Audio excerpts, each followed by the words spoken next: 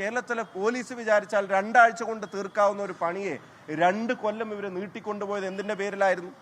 ഏതെങ്കിലും ഒരു UDF പ്രവർത്തകൻ അതിനകത്ത് പങ്കുണ്ടെങ്കിൽ, ഏതെങ്കിലും ഒരു UDF അനുഭാവിക്ക് പോലും അതിനകത്ത് പങ്കുണ്ടെങ്കിൽ, ശ്രീ പിണറായി വിജയൻ കേരളത്തിന്റെ മുഖ്യമന്ത്രിയും ആഭ്യന്തരമന്ത്രിയായിരുന്ന സമയത്ത് ഒരു നടപടി എടുക്കില്ല എന്ന് നിങ്ങൾക്ക് തോന്നുന്നുണ്ടോ?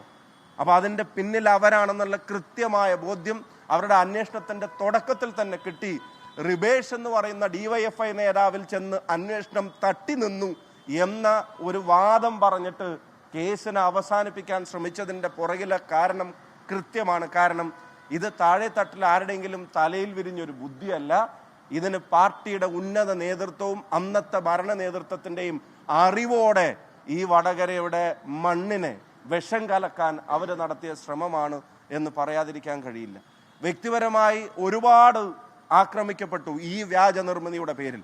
അവര് തന്നെ ഉണ്ടാക്കിയ ഒരു സാധനം ഞങ്ങളുടെയൊക്കെ തലയിൽ കെട്ടിവെച്ചിട്ട് ഞങ്ങളെയൊക്കെ വർഗീയവാദികളാക്കി ചിത്രീകരിക്കാനുള്ള ഹീനമായ ശ്രമം നടന്നു. ഞാൻ പറയുന്നു, ഇത് വ്യക്തിപരമായ ഒരാളെ തകർക്കാൻ നടത്തിയ ശ്രമമായിട്ടല്ല ഞാൻ കാണുന്നത്. ഇത് ഈ നാടിന്റെ ഐക്യത്തെ തകർക്കാൻ അവർ നടത്തിയ ശ്രമമായിരുന്നു. പൊളിറ്റിക്കൽ പോയ്സൺ ഉൾപ്പെടെയുള്ള വാക്കുകളും വാചകങ്ങളൊക്കെ അന്ന് കേൾക്കേണ്ടി വന്നു. പക്ഷെ ഒരു കാര്യം ഇപ്പോ വടകരയിലെയും കേരളത്തിലെയും ജനങ്ങൾ ഒന്നടങ്കം പറയുന്നുണ്ട്, CPM ഒരു കമ്മ്യൂണൽ പോയ്സൺ ആവാൻ പാടില്ലായിരുന്നു എന്നുള്ളത് ഇപ്പൊ കേരളത്തിലെ ജനങ്ങൾ ഒന്നടങ്കം പറയുന്നുണ്ട്. വിഷം കലക്കാൻ ശ്രമിച്ചു. ഒരു തെരഞ്ഞെടുപ്പ് ജയിക്കുക എന്ന് ഞാൻ പറഞ്ഞത് അവരുടെ ഒരു ക്യാരക്ടറായി മാറുന്നത് നമ്മൾ ഖേദത്തോടെ പറയേണ്ടി വരുന്നു. CPM-ൽ ചിലരുടെ ക്യാരക്ടറായിട്ട് ഇത് മാറുന്നത് നമ്മൾ കണ്ടു നിൽക്കേണ്ടി വരിക.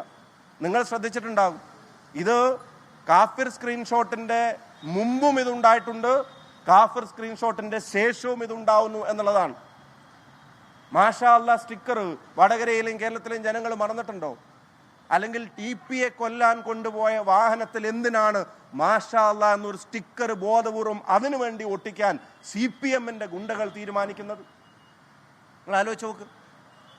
ഫസലിനെ കൊന്നതിന്റെ ശേഷമുള്ള തുവാല എന്തിന് അമ്പലത്തിന്റെ മുറ്റത്തേക്ക് എറിഞ്ഞു എന്നുള്ള ചോദ്യത്തിന് കേരളീയ പൊതുസമൂഹത്തിന്റെ മുമ്പിൽ ഉത്തരവുണ്ടോ? അവര് തന്നെ ഉണ്ടാക്കിയ ഒരു കാഫിർ സ്ക്രീൻഷോട്ട്, അതിന്റെ ഉത്തരവാദിത്വം UDF-ന്റെ തലയിൽ കെട്ടിവെച്ച് തെരഞ്ഞെടുപ്പിന്റെ മുഖ്യ അജണ്ടയായി അത് മാറ്റാൻ സ്ഥാനാർത്ഥിയും നേതാക്കന്മാരും വരിവരിയായി നിന്ന് തെരഞ്ഞെടുപ്പ് കഴിഞ്ഞിട്ട് പോലും അതിനെ പിൻപറ്റി അതിനെ പിന്തുടർന്ന് ഒരു തരത്തിലുള്ള ചേരിതിരിവുണ്ടാക്കാൻ അവർ നടത്തിയ ശ്രമങ്ങൾക്ക് വല്ല ന്യായീകരണമുണ്ടോ? ഇപ്പോൾ എല്ലാം ഒടുവിൽ പേരാമ്പ്രയിൽ പോലും ഈ തെരഞ്ഞെടുപ്പ് വന്നപ്പോഴും അത്തരത്തിൽ നടത്തിയ ഒരു ശ്രമങ്ങളെ നിങ്ങൾ മാധ്യമങ്ങൾ ഉൾപ്പെടെ ജനങ്ങളുടെ ഇടയിലേക്ക് കൊണ്ടുവന്നതല്ലേ?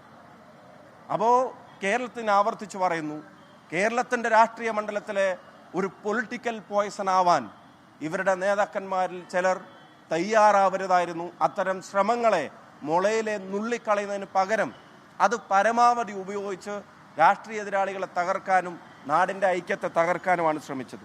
അതിന് ഒരു കാരണവശാലും ഇവിടുത്തെ വടകരയിലെ ജനങ്ങൾ അതിന് നിന്നുകൊടുത്തില്ല എന്നുള്ളതാണ് അവരുടെ രാഷ്ട്രീയ പ്രബുദ്ധത. അതിന് വലിയ ആദരവ് അതിനോടുണ്ട്. ഞാൻ ആവർത്തിച്ചു പറയുന്നു, ഇത് നാടിൻ്റെ ഐക്യത്തിന് നേരെ കമ്മ്യൂണൽ പോയ്സൺ നിറച്ചൊരു ബോംബാണ് ഈ വ്യാജ നിർമ്മിതിയിലൂടെ CPM എറിയാൻ ശ്രമിച്ചത്. അത് പൊതുസമൂഹം ഡിറ്റക്ട് ചെയ്തു. വടകരയിലെ കാഫിർ സ്ക്രീൻഷോട്ട് ആ കേസിൽ നേരത്തെ റിബേഷ് രാമകൃഷ്ണനിലേക്ക് എത്തിയിരുന്നു. അതിന് പിന്നാലെ ഇന്നലെ വടകര സ്ക്വാഡ് എന്ന് പറയുന്ന DYFI CPM നേതാക്കളൊക്കെ ഉള്ള ഒരു ഗ്രൂപ്പിലേക്കും അതിൽ തുടർന്ന് അവിടുത്തെ ബ്ലോക്ക് നേതാവായിരുന്ന ജിതേഷ് എന്ന് പറയുന്ന ഒരാൾ അറസ്റ്റിലേക്കും ഒക്കെ എത്തിയിരുന്നു. അതിനെ തുടർന്നാണ് വടകരയിലെ ലോക്സഭാ സ്ഥാനാർത്ഥിയായിരുന്ന അവിടെ നിന്ന് വിജയിച്ച വലിയ ഭൂരിപക്ഷത്തിൽ വിജയിച്ച ഷാഫി പറമ്പിലിന്റെ ആ വിഷയത്തിലെ പ്രതികരണം.